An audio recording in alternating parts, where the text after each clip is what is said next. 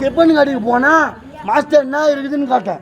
அவன் என்ன 4 உளுத்த வடை தான் இருக்குதுன்னு. இட்லி எல்லாம் காலி ஆச்சு. பச்சிக்கு என்ன பண்றது? கடைசி நேரத்துல போய்க்கிற உளுத்த வடை இருக்குது. நான் 3 வாடி சாப்பிட்டேன். 4வது வடை பிச்சு பார்த்தா உள்ள பூனை மச்சு இருக்குது. தலைமுடின்னு சொல்ல தலைமுடி ரொம்ப வச்சிருக்கான். முடி வந்து நீட்டா இருக்கும். இது சின்னதா பூனை மச்சு இருக்கு. உள்ள எப்படா பூனை மச்சு வந்து போய் நேரம் சட்டியை பிடிச்சான். யாரு? அவன் ஹோட்டல் முதலாளி. எப்படி உள்ள பூனை மச்சு வந்துச்சு போகலாம் அப்படின்னு அவனை காட்டேன். அவன் என்ன பண்ணா, ஹோட்டல் முதலாளி நானு என்ன கேட்காத உள்ள வடை போட்டுக்கிறான் மாஸ்டர். அவனை போய் காட்டுறான். மாஸ்டர் போய் காட்டுறான்டாங்க. நேரா போன மாஸ்டர் உள்ள போன நேரா போன மாஸ்டரா ஒரு கை கிடையாது.